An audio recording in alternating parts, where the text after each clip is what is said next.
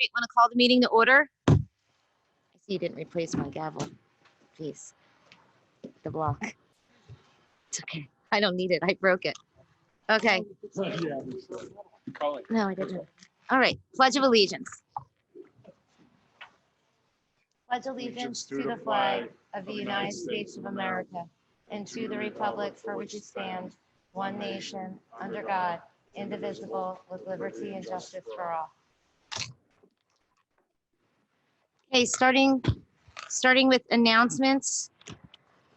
I will again remind everyone that while a few are here in person, this meeting is also available on Zoom. So I'd like to remind you at the start of this meeting, members from the public may comment on agenda items only. The school board will move through the regular school board or the special school board meeting agenda that we have tonight. Then at the end, when prompted, there is time for public comment. The meeting is being videotaped to be broadcast on community cable channels and online. Individuals attending this meeting in person or virtually and intending to speak to the board should be aware that they are being videotaped. In order to meet the requirements of PA Sunshine Law, it is necessary to record the names of all citizens who speak to the board during the meeting. To assure compliance with this requirement, it is essential that those planning to address the board come to the podium or raise their hand electronically, and when prompted, state their name and complete address. Please spell your last name. All members of the audience, whether in person or on the Zoom platform, are asked to limit their comments to 3 minutes to allow time for all who wish to speak to the board. The board president may ask an individual to yield the microphone to the next speaker. Please note the board did meet in executive session on last Monday, June 1st. And do we have any announcements? Is our student rep on Zoom tonight? Because I don't see Ishika here. I know that we bid farewell to Juliana last week. I'm not sure if Ishika is available. Do we have that? I don't see her in the Okay, attendee perhaps list, not. and Okay. Public to be currently heard attend- on agenda items only. We had a hand raised, but now it is down. Well, I don't see any public here for that. Is there anyone? There's Eshika's here. Hold on.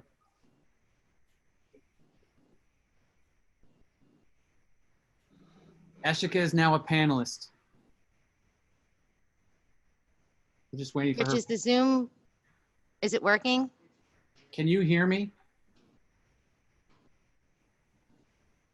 I guess they can't hear me.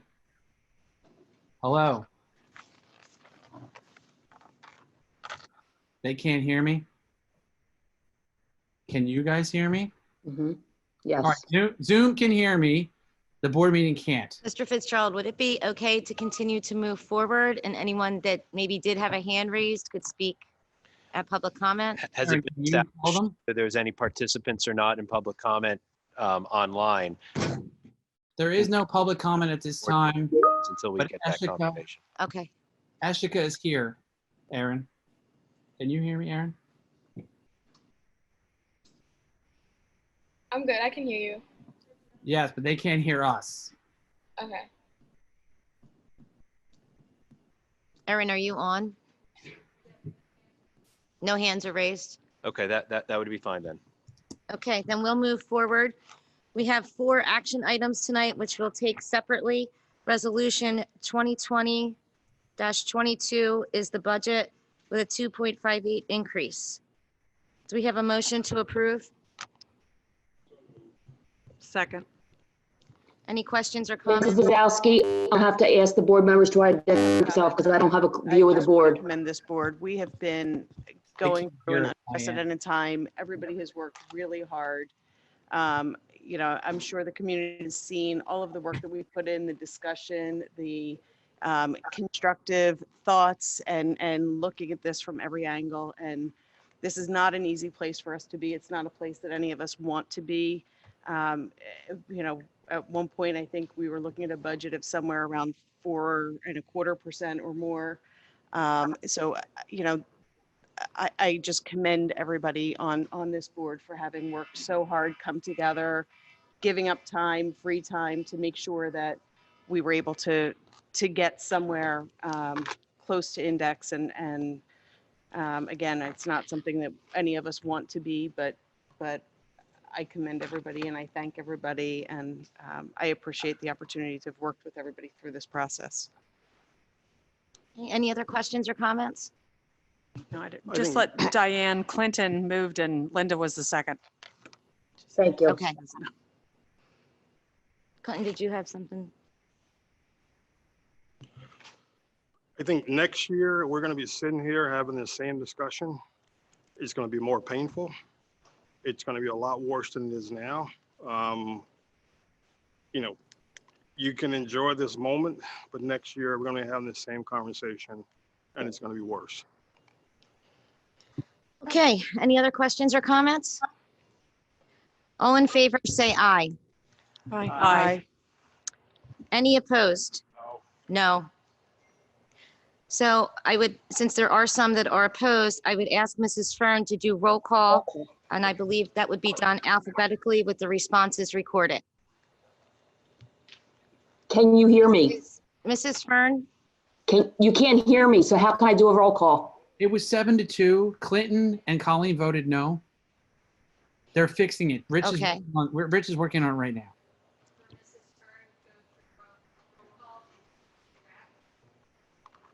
Okay. All right, so then we'll just start and go around the table. Wendy? Aye.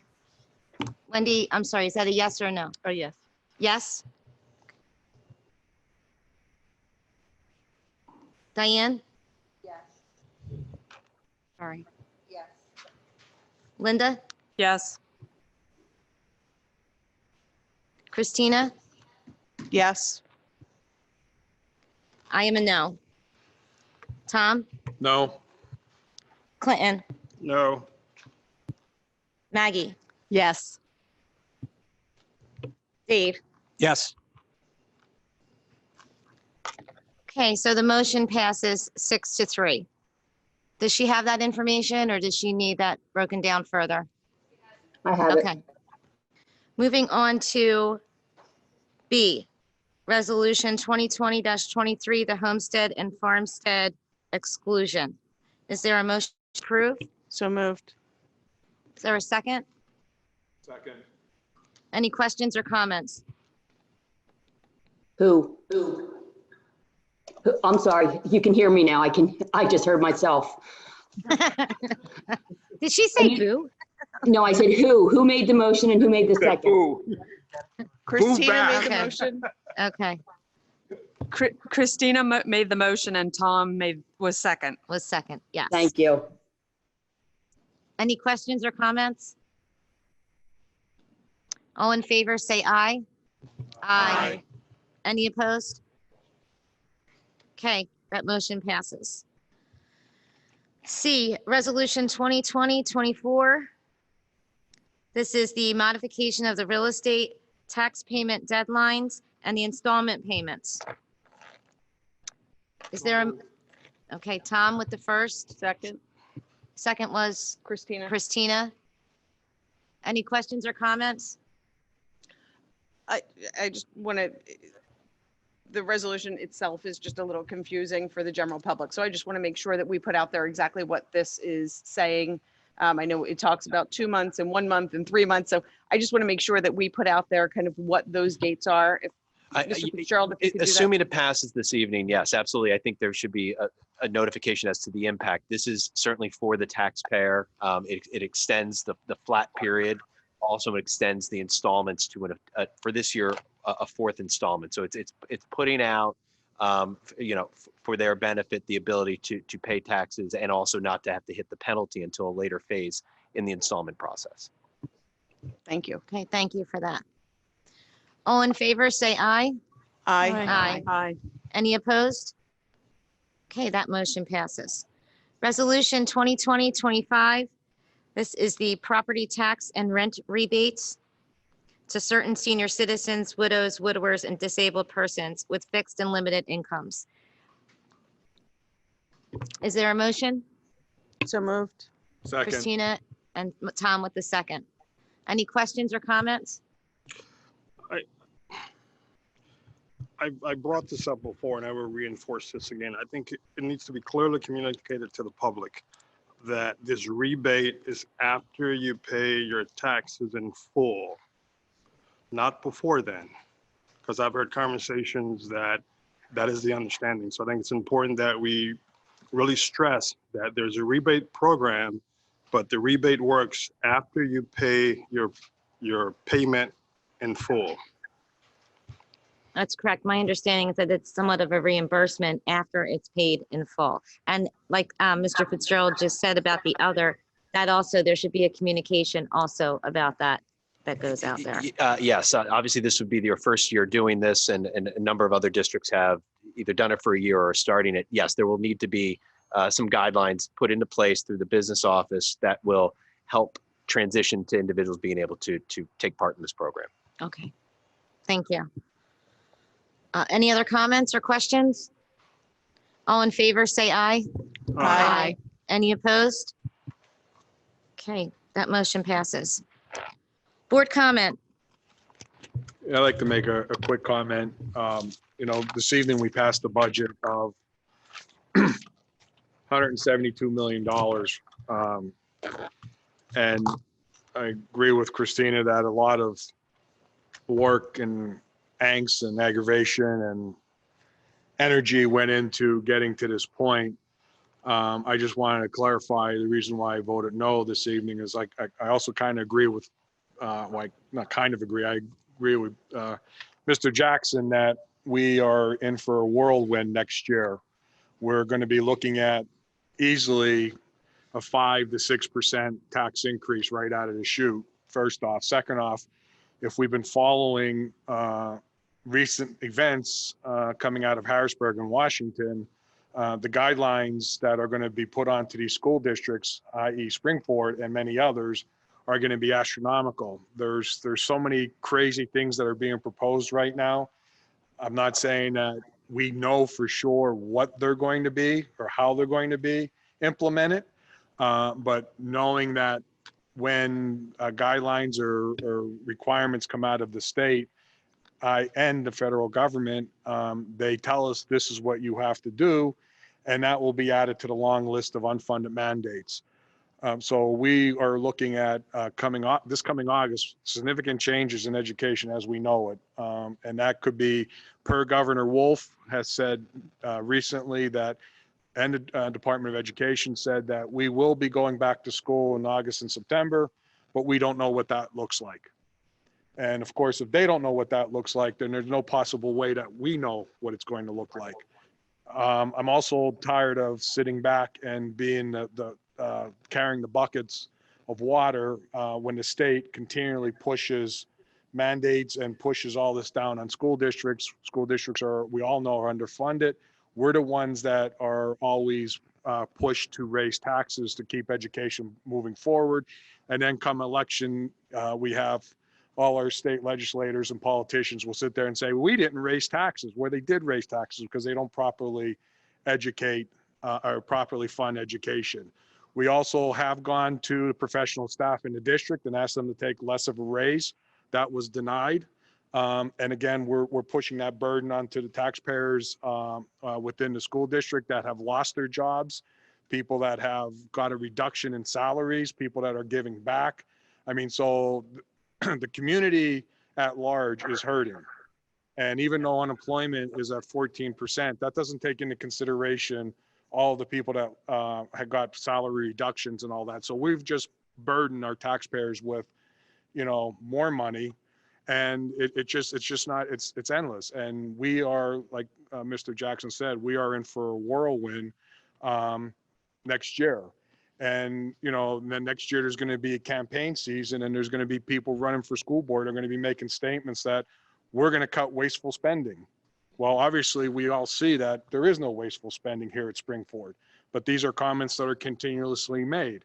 So again, these are all the burdens that this district is faced with. And it isn't easy. And this is something that we're going to have to live with. And I have no idea how we're going to pull this off next year. None whatsoever.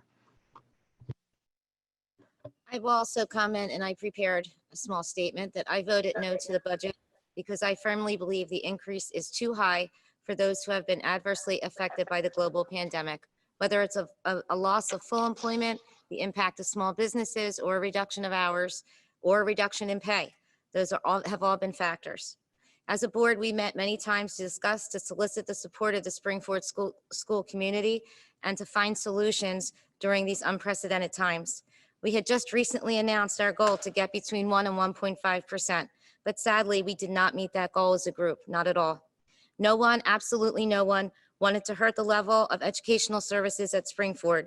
And while we are hopeful that we will not have to make these hard decisions next year, in the event that we do, it is our hope that all Springford employees and their respective representatives will partner with us to ensure the ongoing viability of the strong educational services that we do provide here at Springford.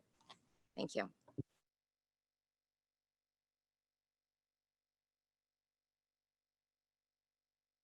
Are there any other board comments?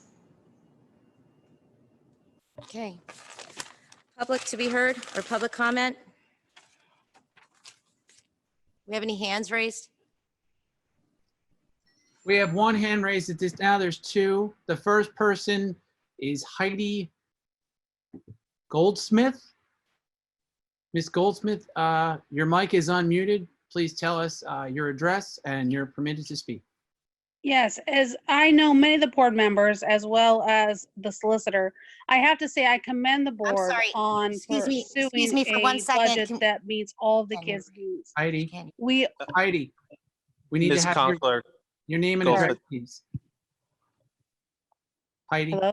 your name and address, please, first. Oh, sorry. Heidi Conkler Goldsmith, 220 Von Steuben Drive, Collegeville, PA 19426. Thank you. Please proceed. Sure, thank you. First of all, I want to commend most of the board members on pushing a budget that supports the kids of our district. I know many of the board's members as well as a solicitor, and I can tell you this, as a person in this district who has 3 kids who have various levels and various needs, putting a budget first of kids' needs is paramount. I understand, and I'm sure that the district has been advised of concerns that they have about future needs and future situations that might occur. But the reality of the situation is without putting forth a budget to put teachers, instructional assistants, and the people on the ground to meet those needs, we are in a desperate situation. So thank you for, at this juncture, stepping in and doing what is right for the kids of this district and providing the temporary TPEs. And I hope to see that the next board meeting, IAs also being equally supported. Thank you.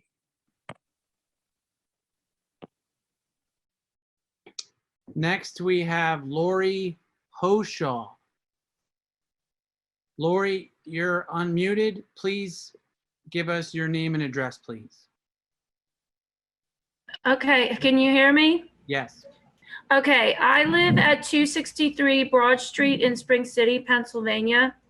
And all I want to say to the board right now is for you to please consider the level of education in this district is very high, but it is also extremely affluent.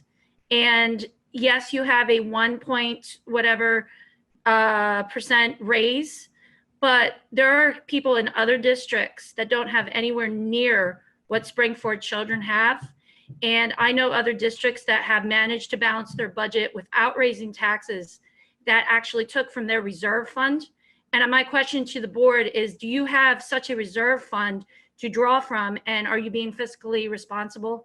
Because I am a taxpayer in this school district, and it really pains me to see that there are other districts that are doing without anywhere near the educational level Pottstown has, and they can manage to balance a budget. And yes, I am a teacher in Pottstown School District.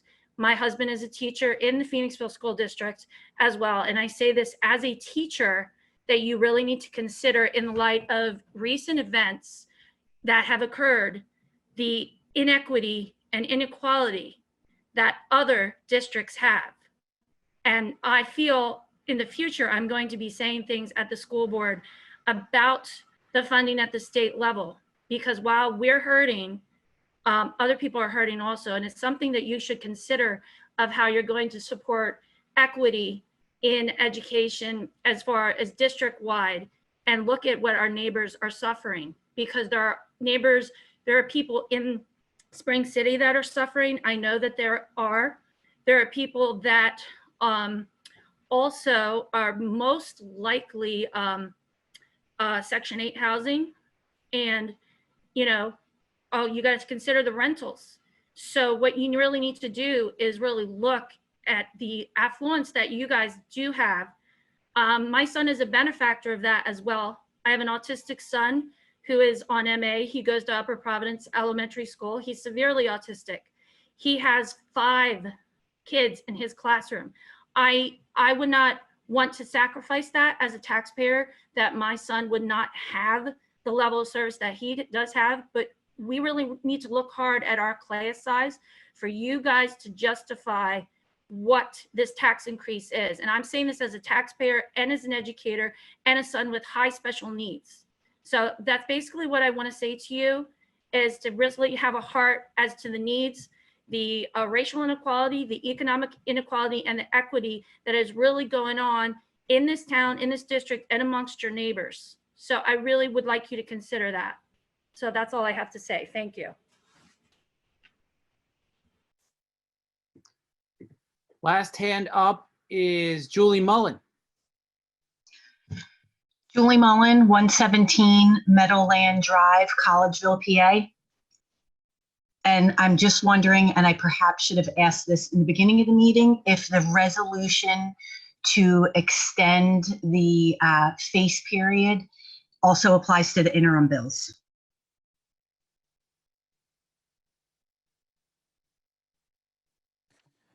I do not believe it applies to the interim bills, Ms. Mullen.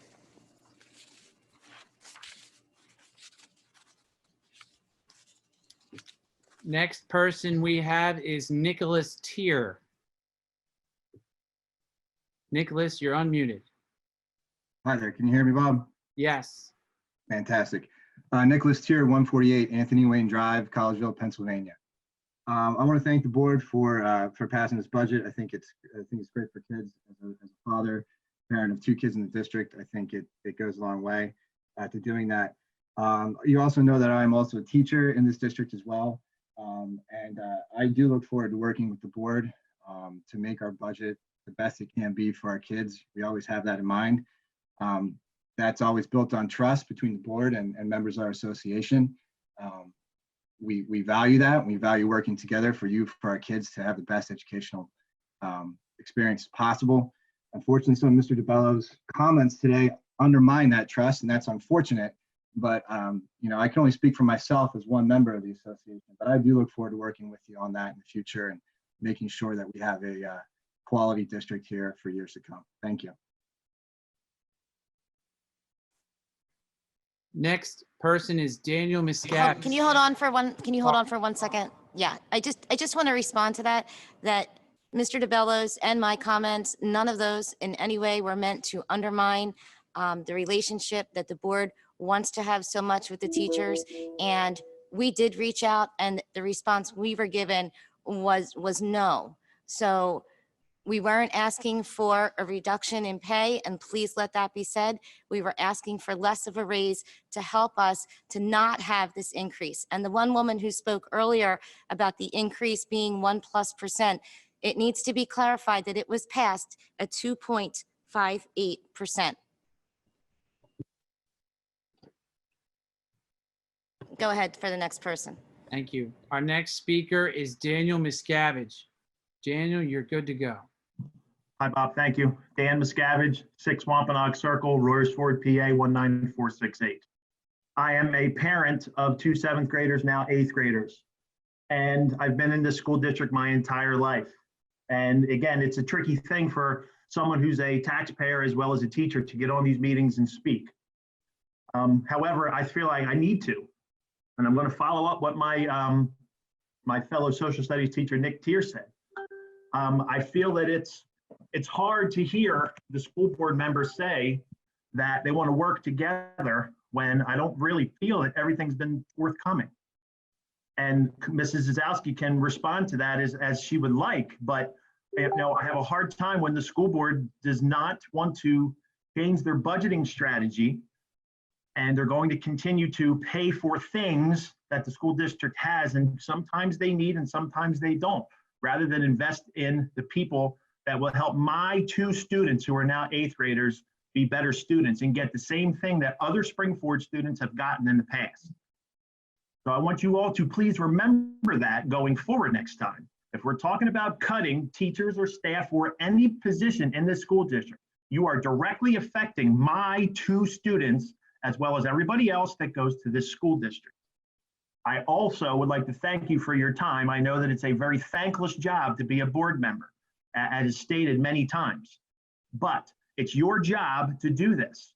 You took a very high tax increase and you lowered it as good as you could to reduce the impact that it would have on the taxpayers. I'm a taxpayer as well as a teacher. So going forward, as long as the communication lines are open, I hope that we can continue to have a good dialogue moving forward. Thank you.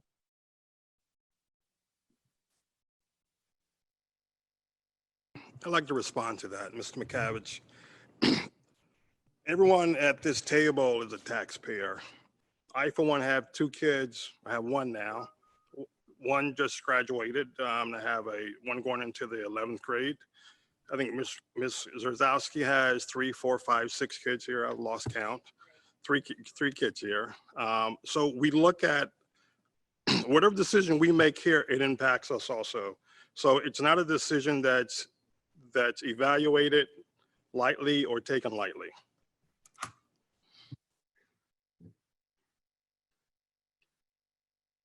Do we have any other hands raised?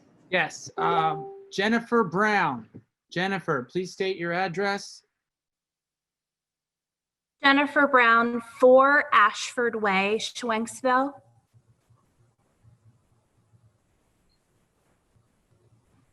Thank you. Please proceed. Hi, I just wanted to say that we had been in Spring-Ford for 13 years. We moved out of state for 3 years to a state that had a Robin Hood system of school funding. And I got to see the difference between a school district like Spring-Ford and the school district, a public school district in a suburb a lot like this one, where we had no elementary school librarian, where we had no art teachers, where there were 4 school psychologists for a school district of 17,000 students. We got out of there as fast as we could. When we moved back here to Pennsylvania, we could have chosen anywhere. We could have chosen a place closer to grandparents in Marple Newtown or in Central Bucks, but we specifically chose Spring-Ford because of the excellent quality of education that the 3 of our children had gotten prior when we lived here before. And part of that has to do with the school board. And I appreciate the job that you're doing. Clint was my neighbor for 13 years as well. And I know that he is a good human and has everyone's best interests in mind. While I appreciate the intent of keeping taxes as low as possible due to so many people being unemployed, I applaud you for passing the budget that you did so that the students like mine, 2 of which have IEPs, can continue having the excellent services they have here. It is so important to keep the teachers' morale up. It is so important to keep the instructional assistants that we have. Those people don't have collective bargaining, and they are the most hands-on with our kids. We have a group of about 130 special needs parents that just formed a grassroots self-support group. And I think that I will not speak for all of them, but of the 30 or so that support my comments here, we would all say thank you. Thank you for supporting our kids, the kids who need the most help. And thank you for supporting our teachers and our instructional assistants. That's all I have to say. We have one more. Sarah, you are enabled. Please give us your address, please, and then your comment. Hello, this is Sarah DeNoris. I live at 3 Buckley Circle in Royersford. I just wanted to speak and as a parent of 2 elementary students and 1 younger student who will be upcoming in the next couple of years, I wanted to register my support for all the teaching staff and instructional support staff that we have in our district. I think the end of this year, of course, was an unprecedented change for all of us, the parents and the teachers and the school staff. And I really was so impressed with the effort that all of our teaching staff put in to making a meaningful learning experience for our kids, especially in my experience with the Brook Elementary staff. So I'd like to register that. And I hope that the school board can continue to provide their support for the instructional support and the teachers in our district, because they're the ones face to face with our students every day. As a parent of a child with a IEP and 504, we can't minimize the effect that the teachers have on our students. So I want to thank the board for your extraordinary efforts this year on working on this budget, which was, maybe the most difficult one you've ever had to create. But, coming in even at 2.58%, I think you did a wonderful job with that. And I hope that you continue to provide as much support as you can for the teaching staff.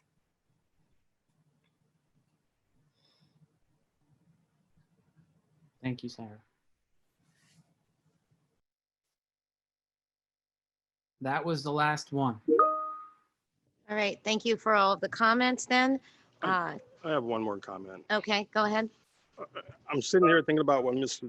Scavage said, and it bothers me that if you are a taxpayer in this district, I don't care where you work, if you're at the school district, you have a right to make a comment. And I'm not sure if that was a misspeak or what the case was, but to my knowledge, if you're a taxpayer, you have the right to speak. Dan.